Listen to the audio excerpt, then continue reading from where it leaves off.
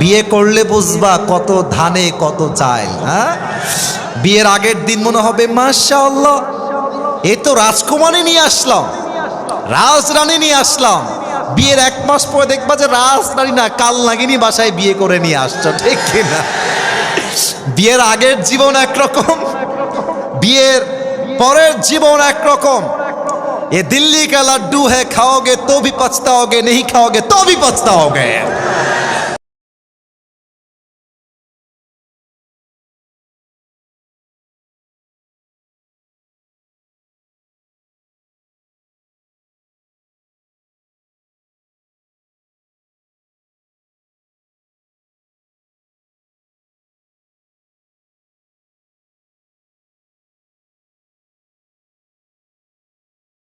স্বামী স্ত্রীর ঝগড়ার মধ্যে ভুল জারি হোক, সরি কিন্তু স্বামীকেই বলতে হবে।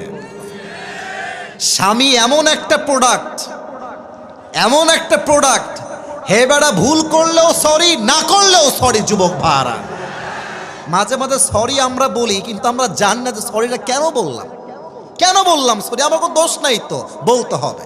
তো আলী কোনো মতো, নবী বলেছে, নবীর কথা তো ফেলানো যায় না। ফাতেমা আই লাভ ইউ, এনাকে ভালোবাসছে, এমনি মানে রেগে একটু।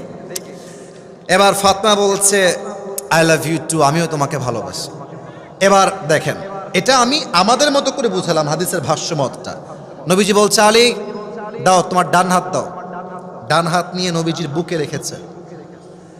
আচ্ছা, যতটুকু দেখা যায় বুকে রেখেছে নবীজি আলীর হাত।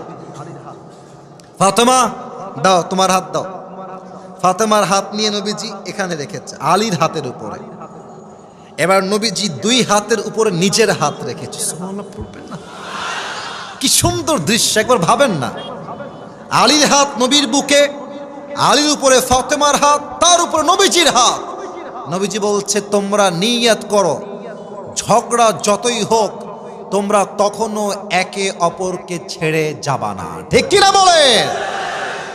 এই হাদিস থেকে যদি প্রত্যেকটা স্বামী শিক্ষা নেয়, প্রত্যেকটা বউ শিক্ষা নেয়, এই দেশের মাটিতে 80% ডিভোর্সের সংখ্যা কমে যাবে। যুবক ভাইরা, আল্লাহ প্রত্যেকটা মেয়েদেরকে, মেয়েরা তো কি বলবো, কিছু হইলে স্বামী এই আমাকে তালাক দাও, আমি আছে ভাই, আছে আছে আছে, কিছু হইলে আমাকে তালাক দাও, আমি থাকবো না, আমি বাপের বাড়ি যাব।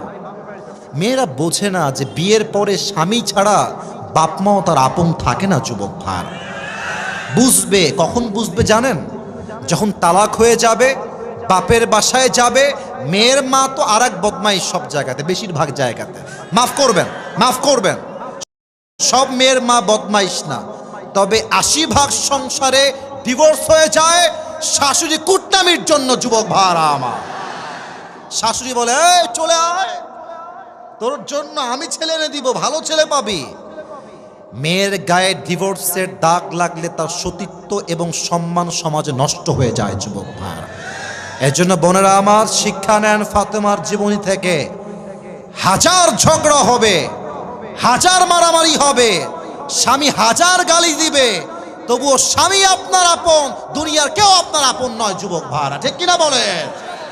আল্লাহ মেয়েদেরকে, যুবকদেরকে, মুরব্বীদেরকে বোঝার তৌফিক দান করুক। পড়েন সবাই আমিন।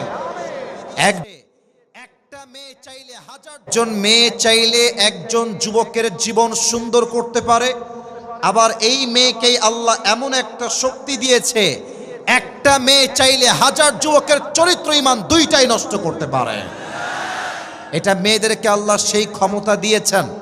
অতএব আমি আজ হাদিস থেকে, কোরআন থেকে রেফারেন্স